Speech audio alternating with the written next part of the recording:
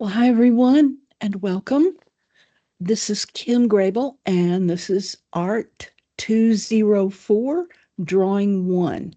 And we are in week 5, and I hope things are going to get a lot more interesting and challenging. We are going to be working with drapery and metal, which sounds extremely daunting. And I guess it is, but it's not impossible. I think you can learn to do a really great job with these different types of materials. Um, we're going to be working with chrome, metal, and drapery, and I'm hoping that some of the like the I do a tutorial here in a minute about driving about drawing an old car with faded paint but lots of chrome. And I've also created some sample drawings for you that I hope will be a help to you in your week 5 worksheet. So let's look first at a metal object. How do you even decipher what's what? You have, of course, the handle at the top to lift the pot's top, and then you've got side handles as well. To keep everything in perspective, you will have a main light source, and that is extremely important. As important, maybe more so, than the light source you've been rendering on these basic shapes. This is kind of what you've been getting ready for, these more complex shapes. You have, again, with this pot, you have kind of a spherical and a cylindrical and a flat sphere in this area and this flat sphere at the bottom. And this is like a cylinder in a lot of ways. So you can, and of course, this looks cylindrical as well, the handles. So you can see where this is nothing more than the basic uh, objects put together in a certain way to form this shape of this metal pot. You have also light that wraps around this object. Now it gets awfully dark over here, but your light source is probably somewhere around here.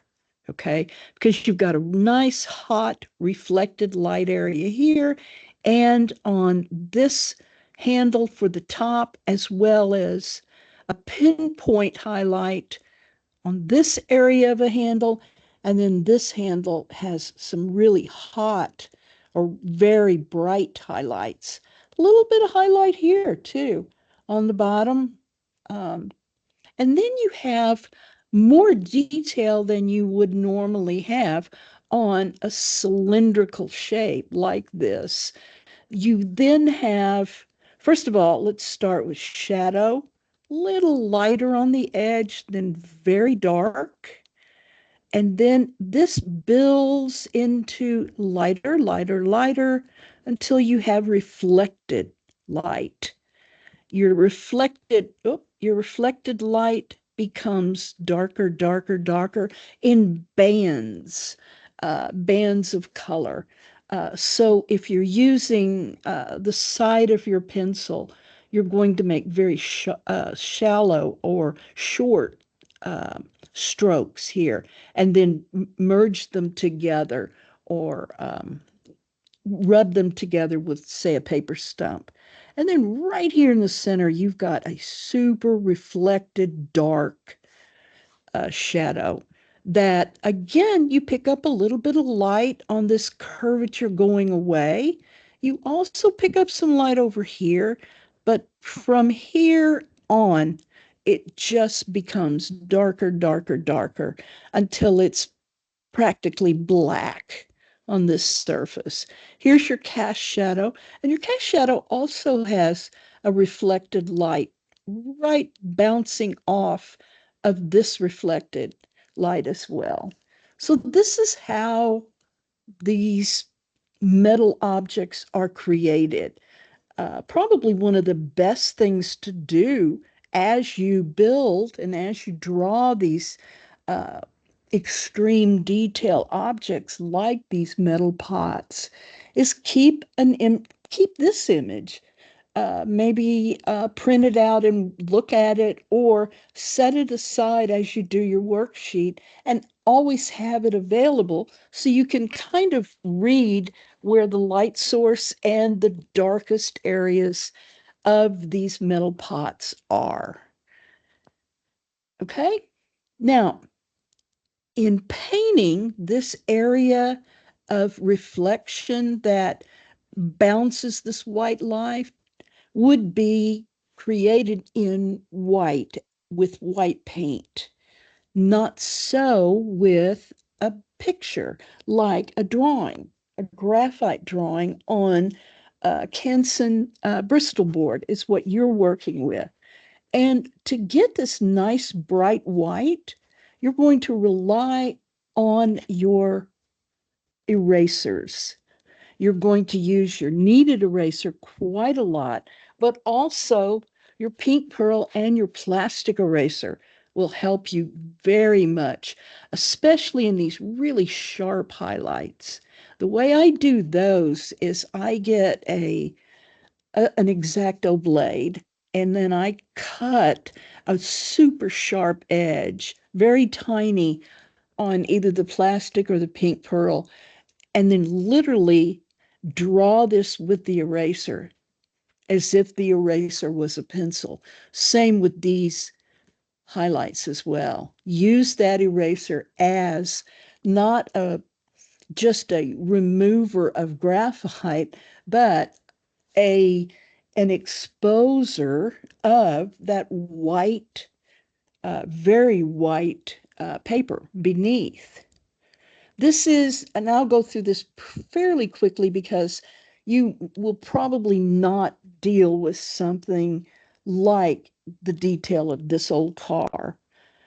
But if you're going to use something like this and you don't maybe want to drive an old car into your apartment, um, perhaps you're going to draw from a photo that is something that you can't maybe just set up on a tabletop, then a really reasonably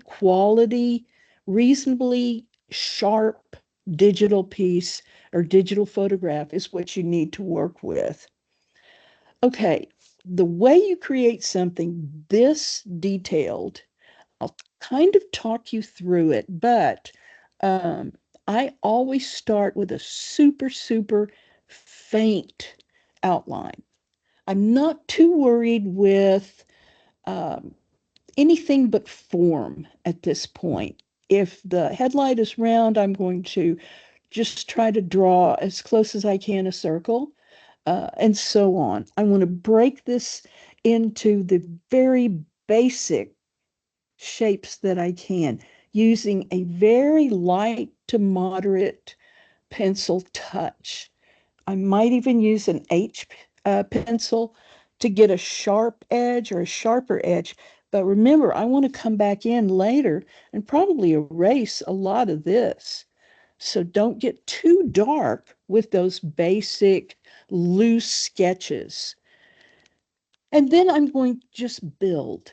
I'm going to build the basic shapes. I'm going to fill in the details. And something this detail will take a long time. And I know you don't have a huge amount of time to spend building these illustrations. So I don't want you to necessarily feel like, you're going to be stuck drawing things for hours and hours.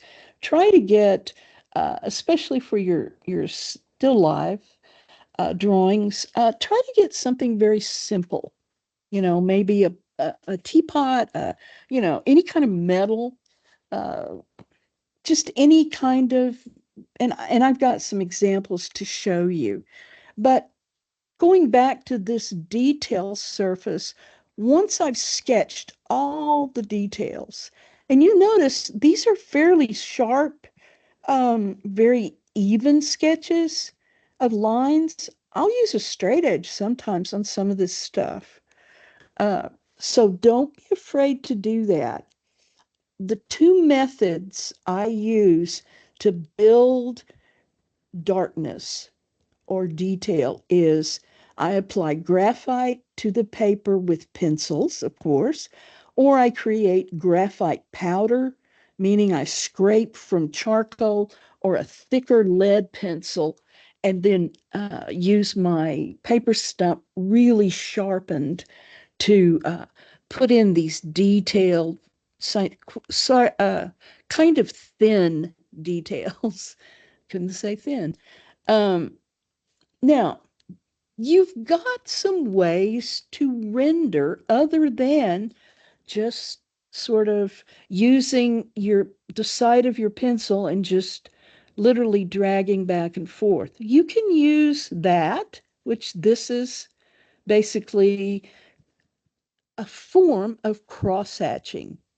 Let me show you some others.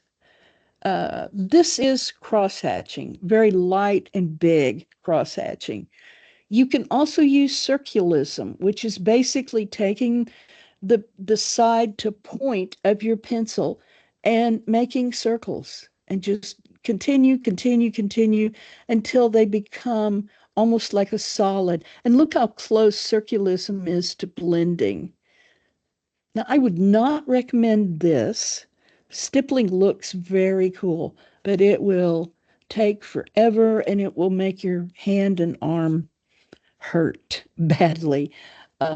So don't use this. The short dashes, some of you use, and it looks amazing. So I would, go with cross-hatching, circulism, of course, blending, short dashes, stay away from stippling. And I tell you that out of experience. This is a very cool, I didn't unfortunately draw this, but this is a great example of directional cross-hatching to show depth and light source and cast shadow. Isn't it cool? I mean, it's just so, so wonderful and so exciting to see. Now, they used a white pencil, as you can see, to really do the super highlights. I would recommend, and it looks like this was drawn on newsprint or something light, a little darker or not as high quality as a Bristol board. So cross-hatching, circulism, of course, blending, and stay away from stippling. So I had an assignment, years ago where I did um, portrait drawings of all these different corporate um, big wigs in a company, a large company, and it was like 30 different people, of course, all guys, and it was a Head and Shoulders, and they all wanted the stippling, and the stippling is beautiful when you do it right and when you spend a lot of time with it. And doing 30, portraits was murder. I literally had to have surgery on my hand and arm afterwards because I had just kind of devastated the musculature and some of the nerves. But anyway, stippling's wonderful and it's beautifully done, but please stay away from it until you're really good at some of these other techniques like cross-hatching and circulism and blending. Now, the second part of this is once you start building your tones, um, you can use like a cotton swab or a paper stump, a piece of paper or even a paper towel or a tissue, or use your finger, uh, and use very soft, like 5B through 8B, uh, very soft pencil lead to to blend, and if you want, and use a cross-hatching technique in certain areas of this detail, like in here.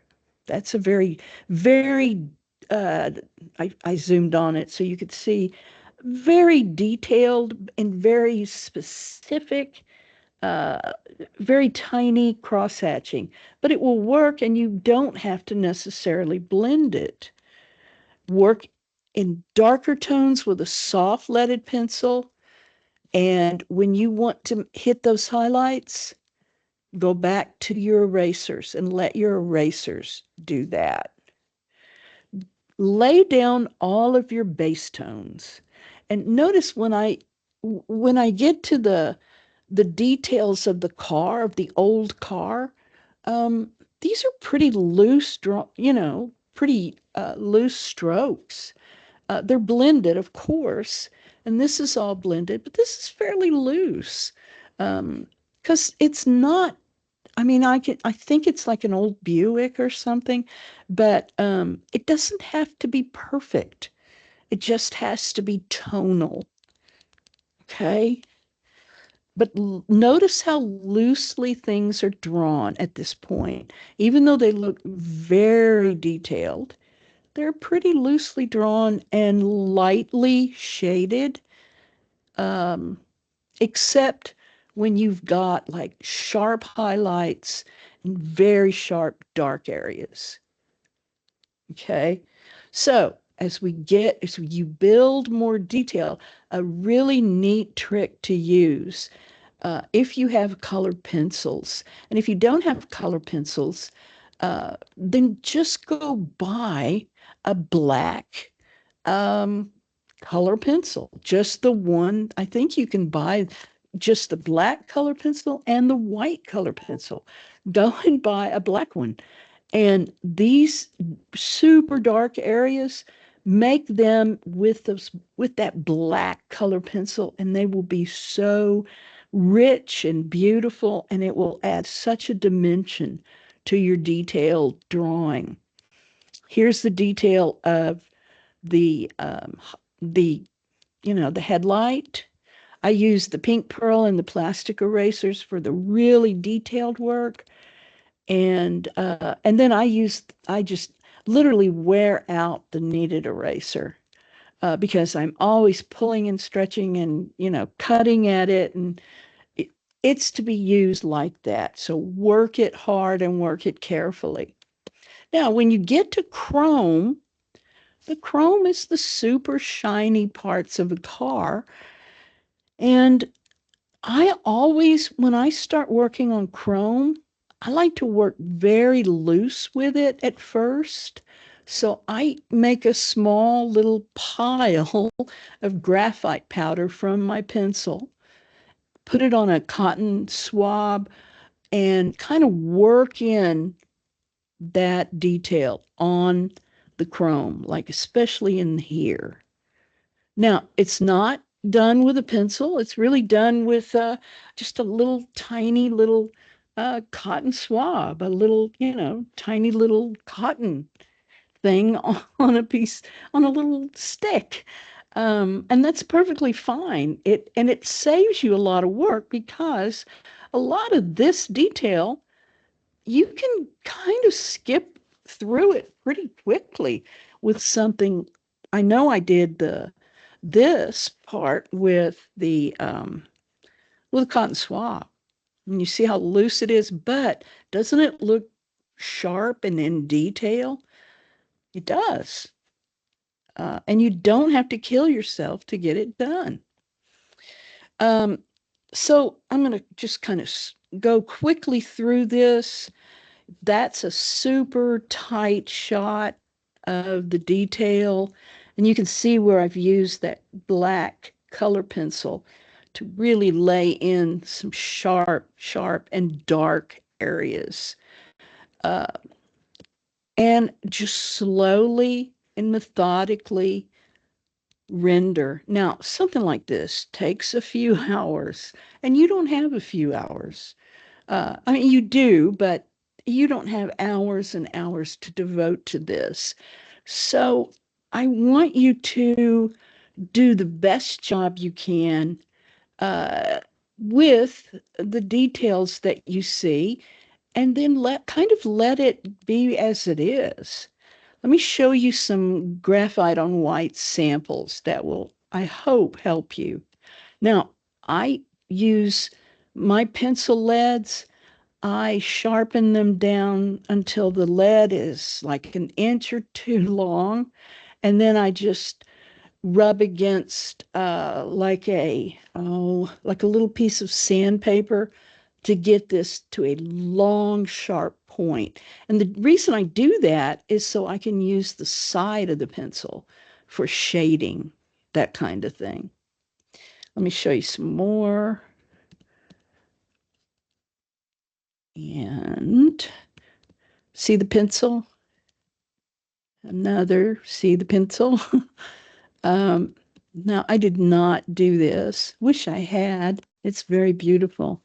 But here's graphite pencils on white Bristol with soft shading across the surface of the cup. And this is very definitely metallic. And notice it's all blended and crosshatched. Isn't that lovely? That's such a nice image. I did not do this one as well, and I wish I could say I did. But isn't this lovely as well? It's picking up not only shadows in the room, but also the water spots left by the dishwasher um, or washing. They needed new dishwashing tablet, probably. Look at this. This is just such gorgeous detail. And when you pare it down to just bits and pieces, it's no more um, it's very detailed, but it's no more complex than the basic shapes you've been drawing. And I just wanted to zoom a little so you can see, especially in here. These are just striations with your pencil. Okay, let's see what else we have. I just have a few more. I did not do this, but there are areas that you're going to focus on to show some really tight detail. And then the areas you don't want to show as much detail, just let it fade or appear loose. This whole area could appear very loose. More samples. This is not mine either, but look how super rich the detail is. And this is almost like when you draw water and you do like a vertical sweep with your paper stump to make it look reflective. And then finally, this reflective, super rich detail like a marble or a metal sphere. Now let's skip to drawing drapery. Drawing drapery is easier. Um, Start with a quick, loose sketch of your drape and set up a model. Uh, um, like your a sheet. Sheets are wonderful because they have so much, um, especially cotton sheets, because they have so much drape and sharp edges and that kind of thing. Then gradually build your depth. Don't worry about backgrounds at this point. And then start shading and sharpening your depth with these soft pencils. Here's another sketch, basically with cross hatching. Don't try to get every detail of the folds. When you first start, just use sketchy cross hatching lines to capture reality. It works beautifully. And, practice your cross hatching a little bit and see which looks the best. And then if you wanted to detail this even further, then you could go into these darker areas with a paper stump or your finger or something to really soften those shadows. Now, this is a drape with a background. Um, Building a background takes a lot of time and effort. If you want to just build drapery, I will be very happy about it. Don't feel like you have to build very detailed and very specific backgrounds because they're very hard to do. Sketch in the dark areas and then smooth with a tissue or a paper stump. That's exactly what I did here. And then when I zoom up, this is the detail. This area right here is this little area. And it's not much to it except dark and light. And these areas here, especially this, some of the lighter areas, this especially, are all with erasers. More drapery. This was actually done by a student. Very, very nice. This is called ultra reality, and this takes forever. So don't try this at home. But I want to show you this one in particular. It is so beautiful, isn't it? And it's just just an old sheet tied on a like a wooden bar. Just the folds and the fabric and the stitching. It's just a beautiful, beautiful piece. So that's, I believe, let me make sure, that's all I have this week. I'm hoping this will be very helpful to you. If you have questions or difficulties, be sure and reach out to me. Thank you, and we will talk soon. Take care.